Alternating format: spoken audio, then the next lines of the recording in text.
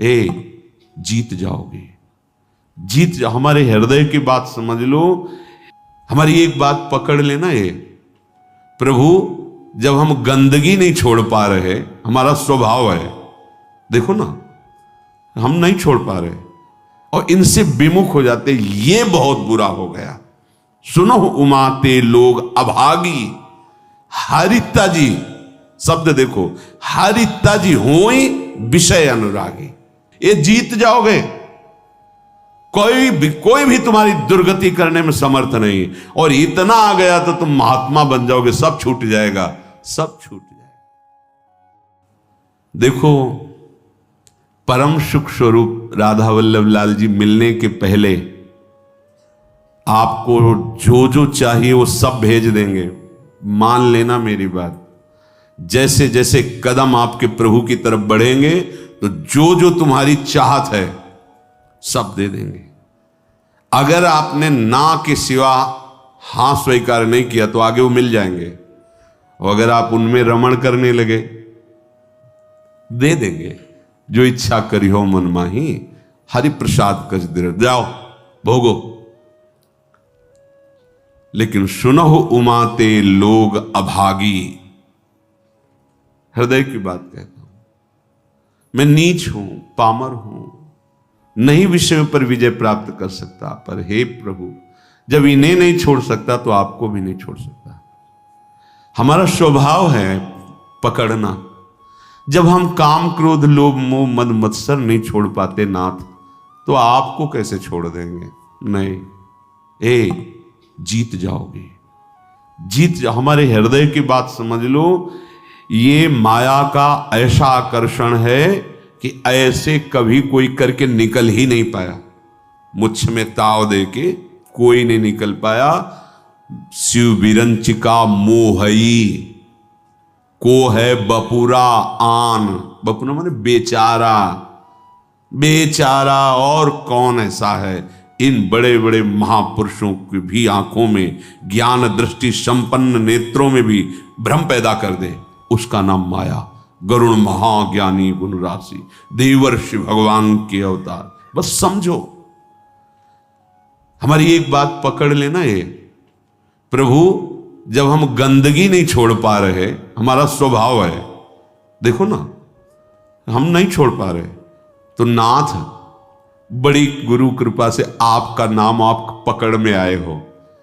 तो हम ये नहीं कह रहे कि हम गंदगी छोड़ के आपको पकड़ लेंगे। हम गंदगी नहीं छोड़ पा रहे तो आपको भी नहीं छोड़ पाएंगे।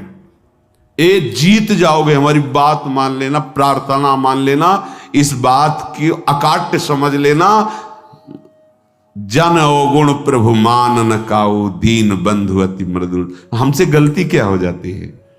हमारी मन भावती भोग वृत्ति को जहां भोग मिले तो हम इनको छोड़ देते हैं और उसको पकड़ लेते हैं और इनसे विमुख हो जाते हैं। ये बहुत बुरा हो गया। सुनो उमाते लोग अभागी, हरिता जी शब्द देखो, हरिता जी होई विषय अनुरागी। ये शरीरधारी कितने दिन जीवित रहेंगे? इनको अपना पति माने, प्रीतम माने, अपना जीवन सर्वस्व माने, कितने दिन रहेंगे? छूटेगा ना।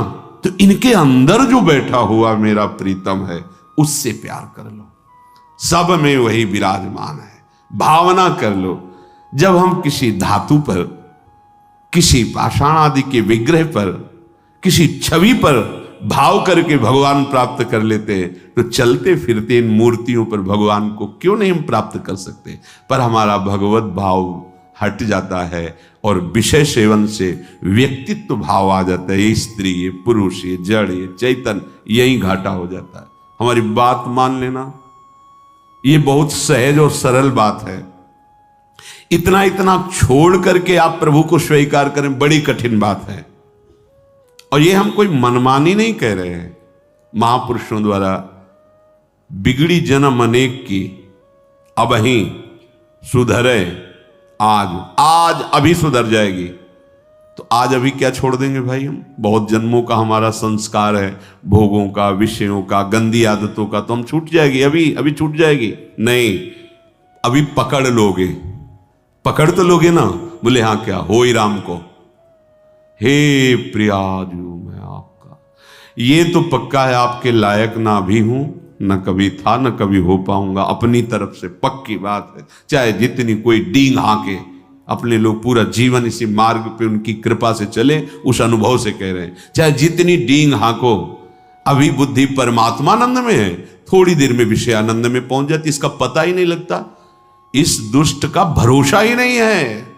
भरोसा तो प्रियाजू के चरणों का है कि वो अपने चरण चिन्ह अंकुश से हमारे मन को फंसाए हुए अगर वो छोड़ दे तो अभी ये खेल कर दे संसार का।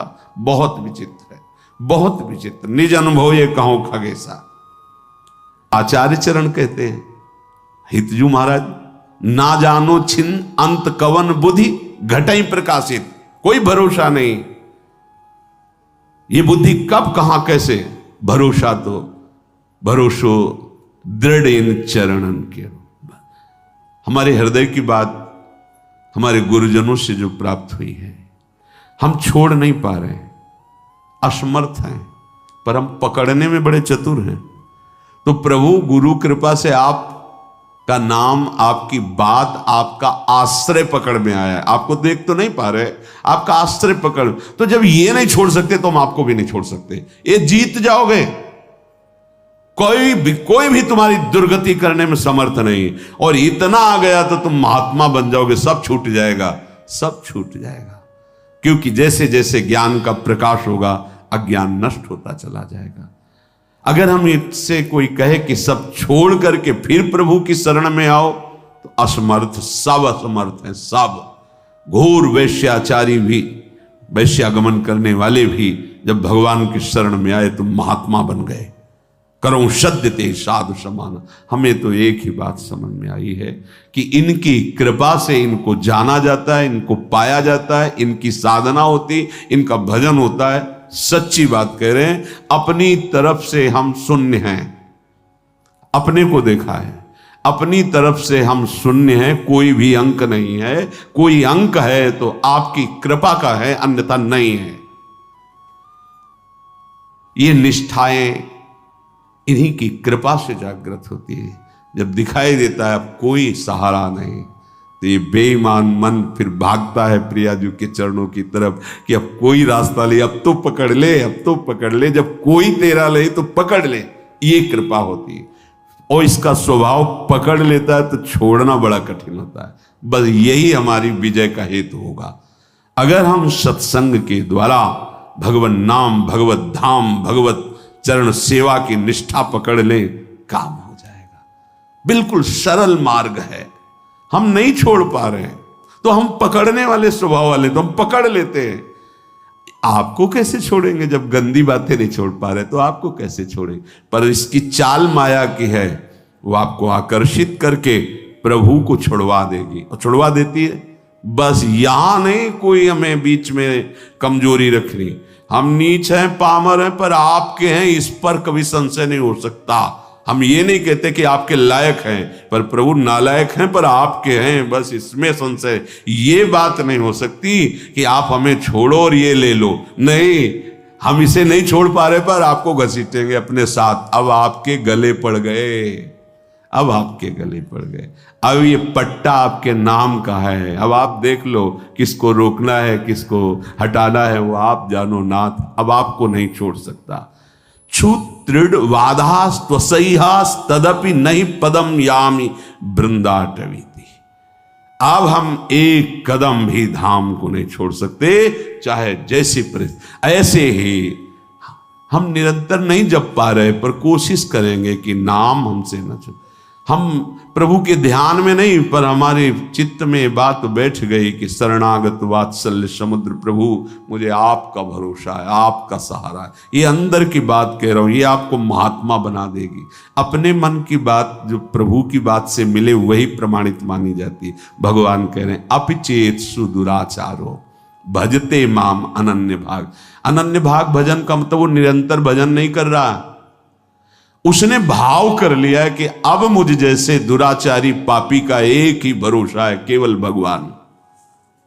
ये अंदर की बात समझ जाओ। इसको कहीं इसकी व्याख्या सुनने की कोशिश मत करना, क्योंकि जैसी स्थिति होती वैसी व्याख्या होती है। भगवान के वाक्यों का सर्वस्वरूप है। आप जिधर से देखोगे वो आपको अपने अनुकूल दिखाई देने लगेंगे।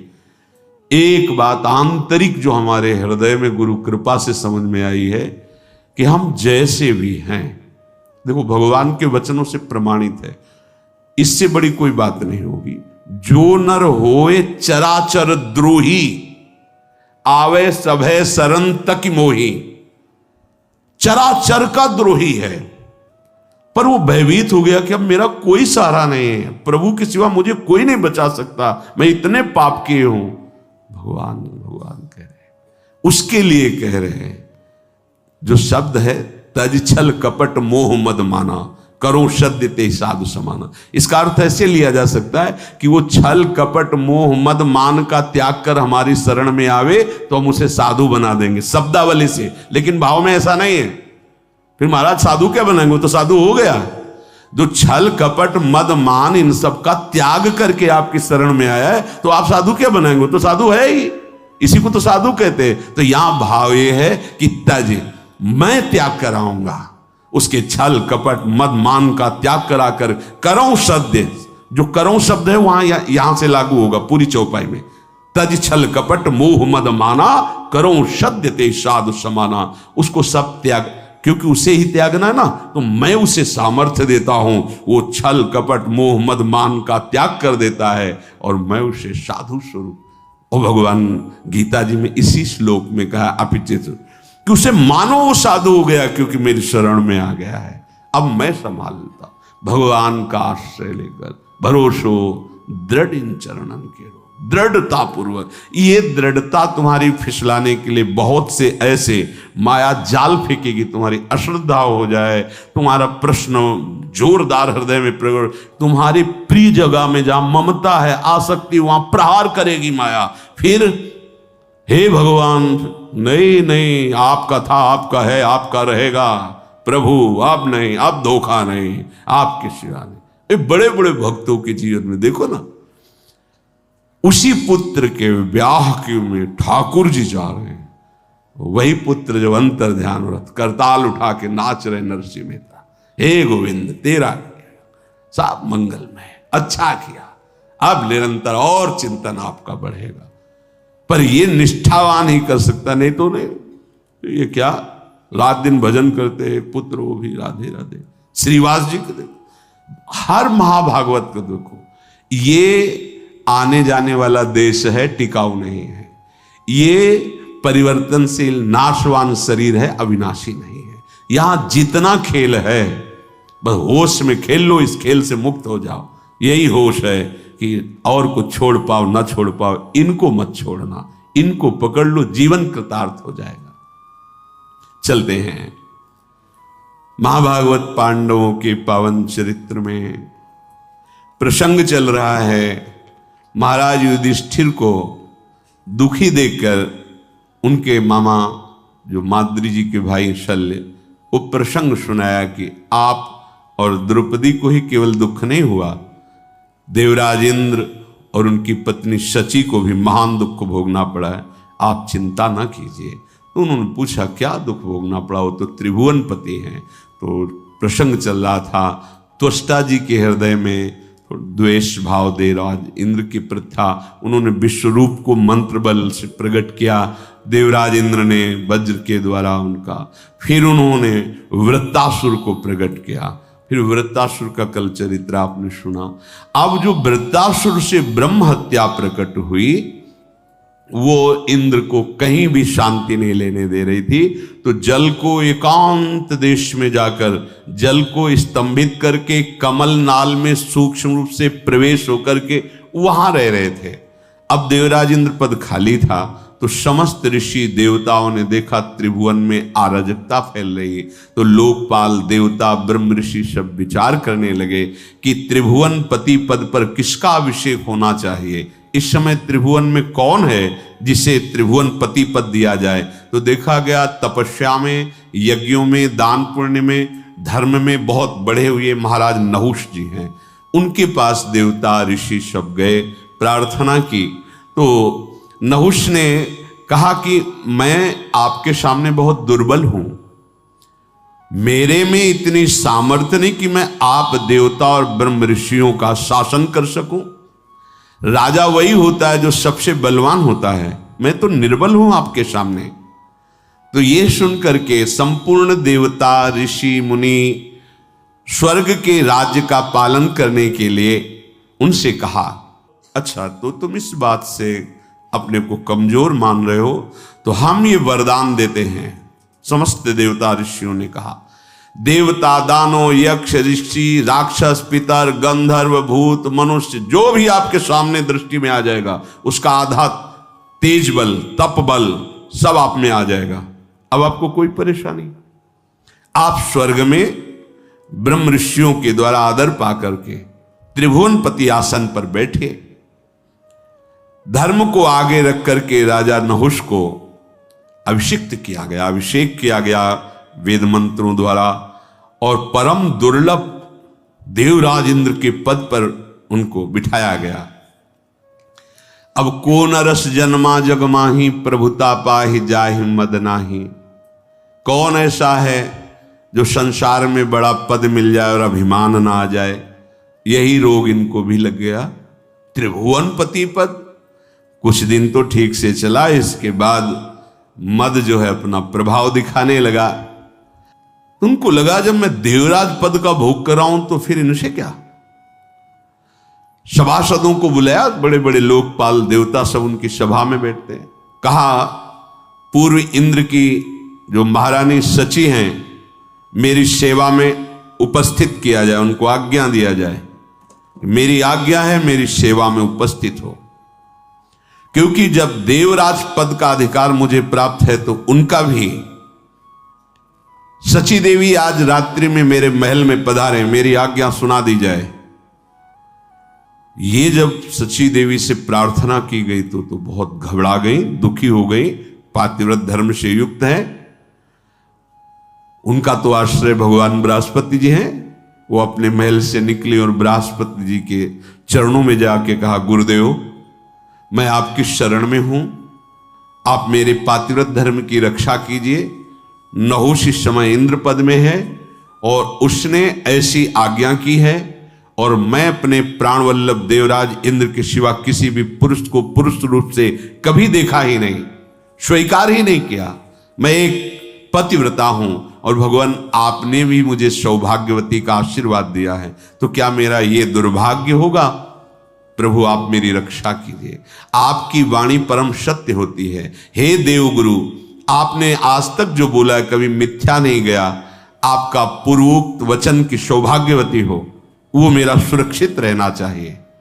बृहस्पति जी बहुत विचार मग्न हो गए कि इस समय उसके सामने जो जाएगा तो उसकी सारी सामर्थ्य से आधा बल उसे प्राप्त हो जाएगा। ठीक है, मैं विचार करता हूं, तुम नहुष से डरो मत, थोड़े दिनों में ही ये नष्ट हो जाएगा। जिसकी परिस्त्री गमन की वृत्ति है वो नष्ट हो जाएगा, उसे नष्ट करना नहीं पड़ता, वो अपने कर्म से ही नष्ट हो जाता है। सची देवी कि अब समय तो बहुत थोड़ा है, कभी फिर वो आदेश कर सकता है। वो रात्रि देवी की उपासना की। रात्रि देवी उपश्रुति नाम से प्रकट हुई। सची जी ने कहा, जा इंद्र पुनः छुप गए, मुझे ले चलो, मैं स्वयं उनसे बात करूंगी। उपश्रुति देवी, ये सब खाली नहीं कि दिन रात्रि, ये सब साक्षात हैं, ये भगवत स्वरूप है। इसीलिए किसी के पाप और पुण्य का हिसाब वहां करने के लिए वकील की जरूरत नहीं होती। जिस समय तो समय उपस्थित है, रात है या दिन वो उपस्थित है, जिस दिशा में वो उपस्थित है। तुम्हारा मन स्वयं आत्मस्वरूप से प्रभु, सब वहां किसी की सलाह की जरूरत नहीं, जो कर्म उसका उसी क्षण हिसाब। उपश्रुति देवी ध्यान में देखा कि इंद्र कहां हैं, देखो जल को स्तंभित करते हुए कमल नाल के अंदर छुपे बैठे हैं। उपश्रुति देवी को वहां उपस्थित देखकर इंद्र प्रसन्न हुए। अब आप आ गई तो कोई न कोई उपाय तो बताएंगे ही। उन्होंने कहा, इंद्रदेव तुम्हारा कल्याण हो, इंद्राणी का दुख देख करके मैं आई हुई हूं। तुम सब पर्वत वन पृथ्वी स्वर्गलोक सबका त्याग कर यहां जल में हो, और यहां इंद्राणी की क्या दशा हो रही तुम्हें पता है, बड़ा दुख भोग रही। तुम कमलनाल में सुरक्षित हो, पर आपको इंद्राणी को सुरक्षित करना चाहिए।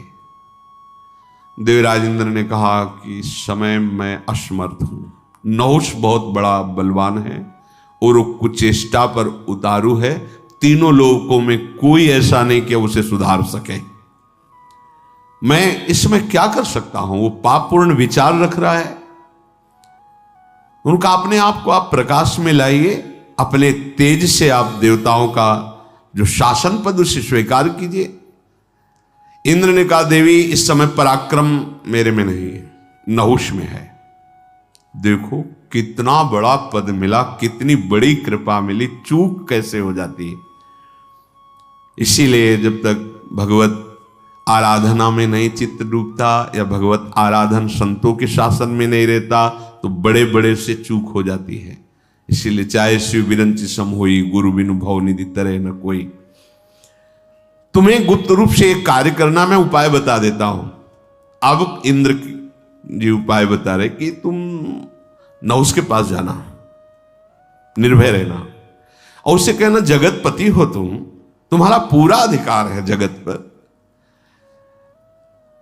मैं देख रही हूं कि इंद्र समर्थ है, तो अब तुम ही इंद्र हो, तुम्हारा पूरा अधिकार। पर मैं ऐसा चाहती हूं कि आज तक जो कोई ऐसे वाहन पर न बैठा हो, ऐसे वाहन से तुम हमसे मिलने आओ। नहुष मुस्कुराया और कहा, मैं समझ नहीं पा रहा हूं तुम क्या कहना चाहती हो। बोले, दिव्य पालकियों में मिलने आते हैं, कोई अपने वाहनों पे आते हैं। मेरी इच्छा है कि तुम मेरे लिए ऐसे वाहन पर आओ जैसे आज तक कोई न बैठा हो।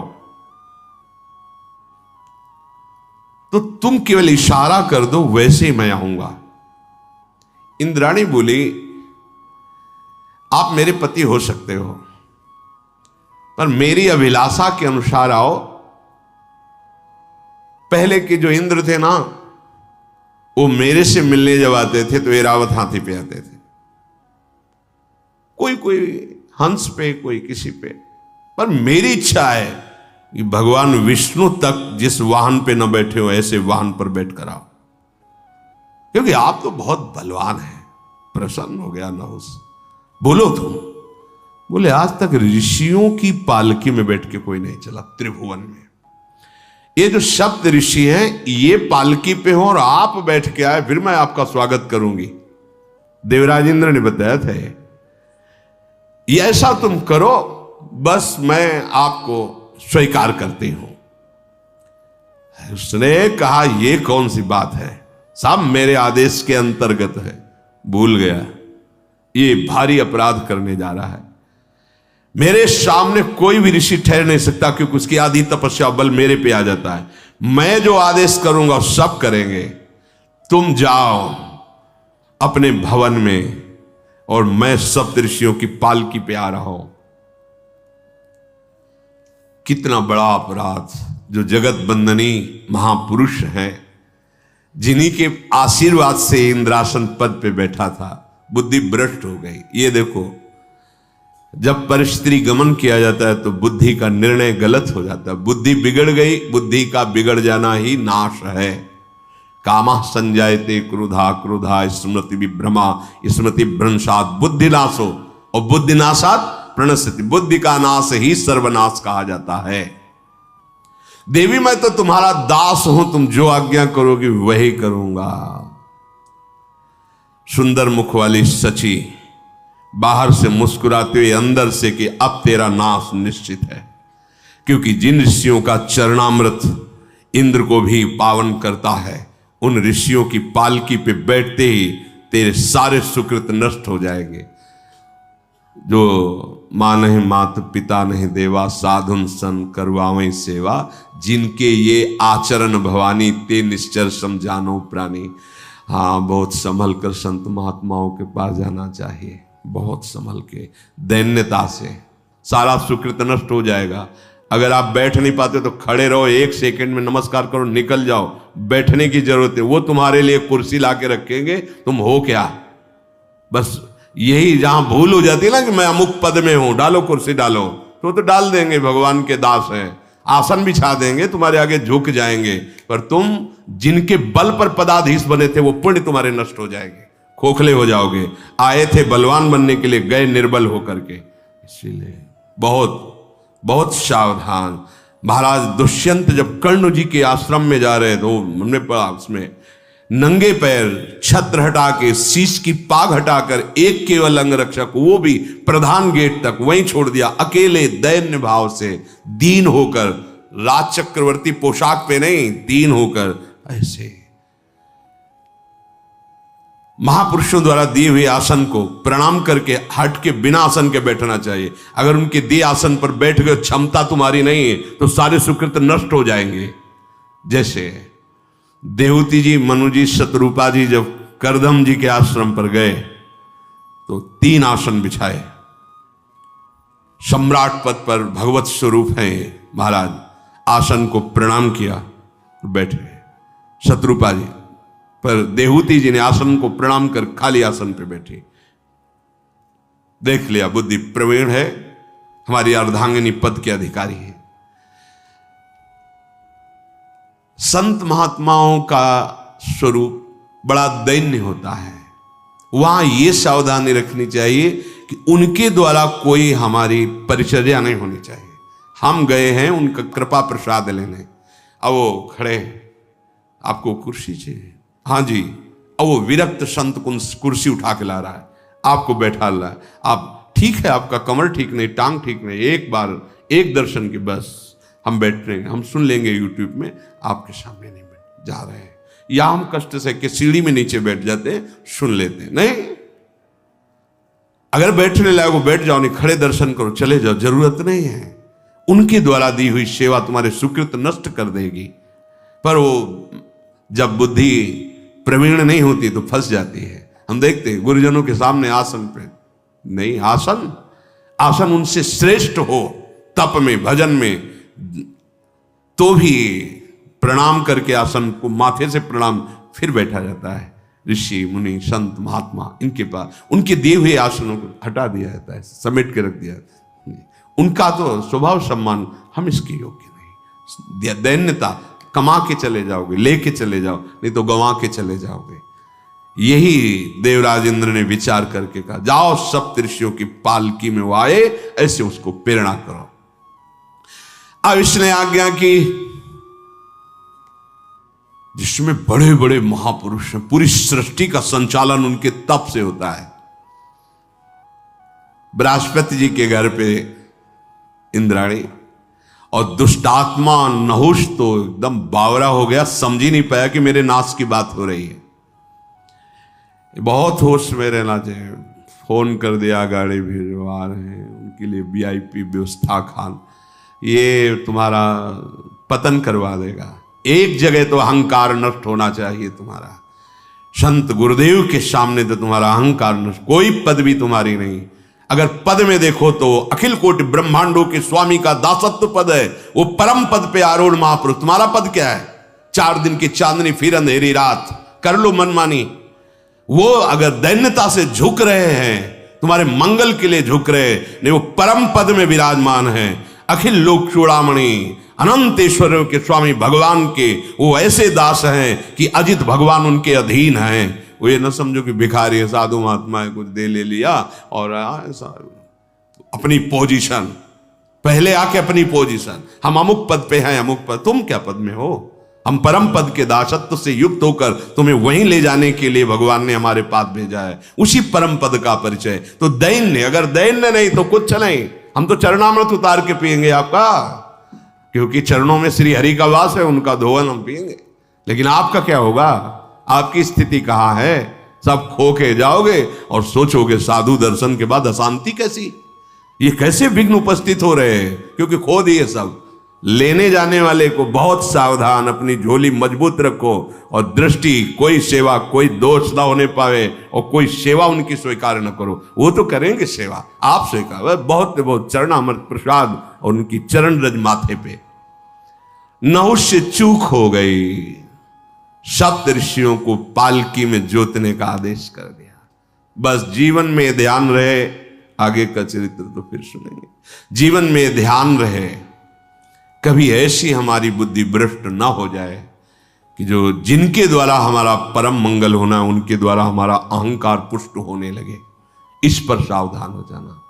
अगर गुरुजन तुम्हारी प्रशंसा करने लगे तो एकांत में तुम्हें रोना चाहिए, जलना चाहिए कि कोई अपराध बन गया।